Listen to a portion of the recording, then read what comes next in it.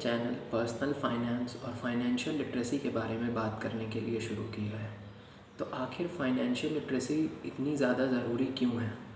हमारे देश में जो पर कैपिटा इनकम है लोगों की, वो लगभग $1650 के आसपास है। अगर आप उसको रुपयों में कन्वर्ट करें तो वो 1,20,000 रुपये के आसपास आती है। मतलब हमारे देश का एक एवरेज इंसान हर साल 1,20,000 रुपये कमा लेता है। तो हमारे देश की वो स्थिति चली गई है अब, जब यहाँ लोग भूखे मरते थे। अब हम लोग एक ऐसे स्टेज पे आके खड़े हो गए हैं जब डिजिटल एसेट्स हमारे लाइफ में एक बहुत बड़ा रोल प्ले करेंगे।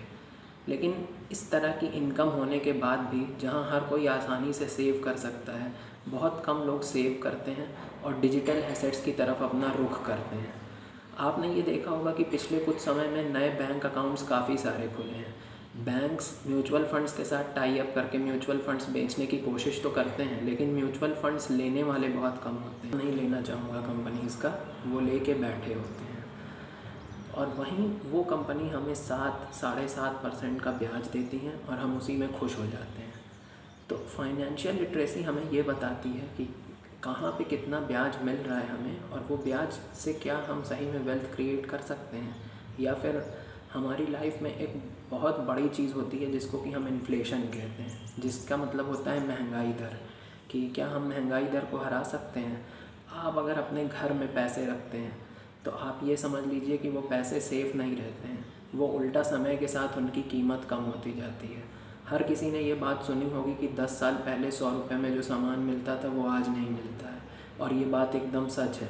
हम अगर अपने देश के पिछले 20 साल का इतिहास देखें तो महंगाई दर तकरीबन 7% के आसपास से बढ़ी है, और 7% से बढ़ती महंगाई दर, इसका मतलब ये है कि 10-12 साल में आपके 100 रुपये जो हैं, 100 रुपये का सेम सामान ख़रीदने के लिए आपको 200 रुपये की ज़रूरत पड़ने वाली है।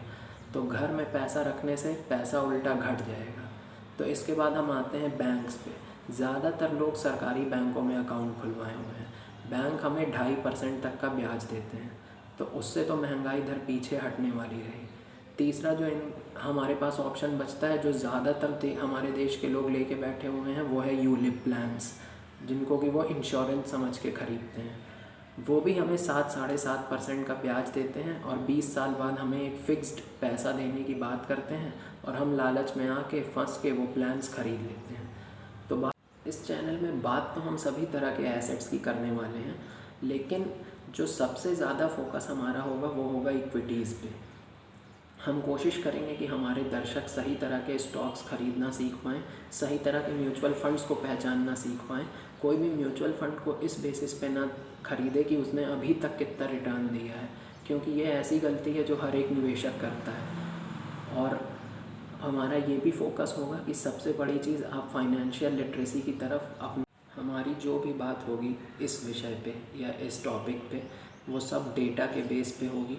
कोई भी ऐसी बात नहीं करेंगे हम जिसमें बस मन की बनाई हुई कहानियाँ सुनाई जा रही हों और निवेशकों को गुमराह किया जा रहा हो, जो कि काफ़ी बड़े लेवल पे इंटरनेट पे हो रहा है, और हमें उससे बचने की कोशिश। मेरा ये भी मानना है कि आने वाले कुछ सालों में डिजिटल एसेट्स के क्षेत्र में हमारे देश में इतना ज़्यादा पैसा आने वाला है कि हम सोच भी नहीं सकते। तो हमेशा रेस वही जीतता है जो पहले से उसके लिए तैयार रहता है। तो हमें कोशिश करनी चाहिए कि हम अभी तक नहीं तो आज से इस बात पे ध्यान देना शुरू करें, क्योंकि आने वाले टाइम में ये सेक्टर ही निवेश का सबसे अच्छा सेक्टर बनने वाला है। आप किसी भी डेवलप्ड नेशन को देखें तो वहाँ पे यही सेक्टर निवेश का सबसे अच्छा सेक्टर है। मैं आपको कुछ एग्जांपल्स दे देता हूँ। जैसे हम जितनी भी इकोनॉमिक्स पढ़ते हैं वो सारी बढ़ती हुई जनसंख्या के लिए ही होती हैं। घटती जनसंख्या की किसी भी इकोनॉमी में बात नहीं करी जाती है। अगर आप जापान को देखेंगे तो जापान की जनसंख्या घट रही है, मतलब जापान की जनसंख्या बढ़ना बंद हो गई है। जापान की मेजॉरिटी ऑफ पॉपुलेशन जो है वो बुढ़ी हो चुकी है। आप जापान की सड़कों पे घूमेंगे तो आपको जवान से ज़्यादा बुढ़े लोग नज़र आएंगे। तो जापान में ये जो प्रॉपर्टी के रेट्स हैं ये लगातार गिरते जा रहे हैं। वहाँ की सरकार सस्ते में प्रॉपर्टी बेच रही है, और काफ़ी सारे घर तो तोड़ दिए जा रहे हैं क्योंकि उनके लिए कोई बायर ही नहीं है, और वो घर काफ़ी पुराने हो गए हैं। सेम चीज़ अगर आप अमेरिका में देखें तो अमेरिका में प्रॉपर्टी के रेट्स और लोगों की इनकम के बीच का डिफरेंस उतना ज़्यादा नहीं है जितना हमारे देश में है। वहाँ पे लोग डिजिटल एसेट्स ज़्यादा प्रेफर करते हैं क्योंकि ये बहुत लिक्विड होते हैं। लिक्विड से इनका मतलब है कि आप जब भी इनको बेचने जाएंगे ये तुरंत बिक जाएंगे। लेकिन वहीं आप इलिक्विड एसेट्स जैसे कि रियल स्टेट रखेंगे तो आपको उनको बेचने में दिक्कत आने वाली है। तो हर एक डेवलप्ड इकोनॉमी में डिजिटल एसेट्स एक बहुत बड़ा, तो मुझे ये लगता है कि अगर आप कुछ पैसे बचा लेते हैं और उन्हें निवेश करने की रुचि रखते हैं तो डिजिटल एसेट्स आपके निवेश की लिस्ट में ज़रूर होना चाहिए।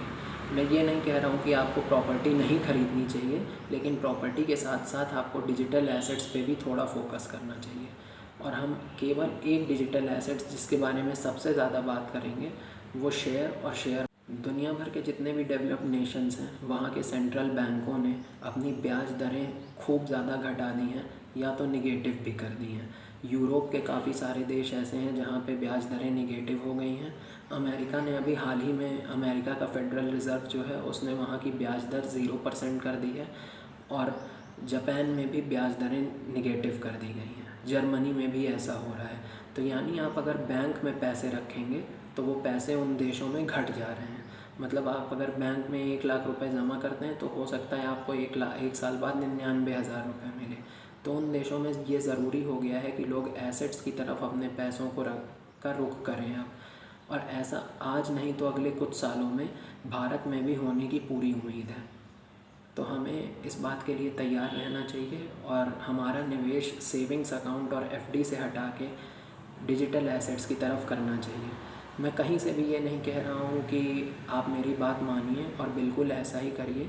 ये जो चैनल है ये बस एक एजुकेशनल पर्पस के लिए है, क्योंकि मैं किसी भी तरह का इन्वेस्टमेंट एडवाइज़र नहीं हूँ। मैं कोई इन्वेस्टमेंट एडवाइस नहीं दे रहा हूँ। मैं बस एक एजुकेशनल पर्पस के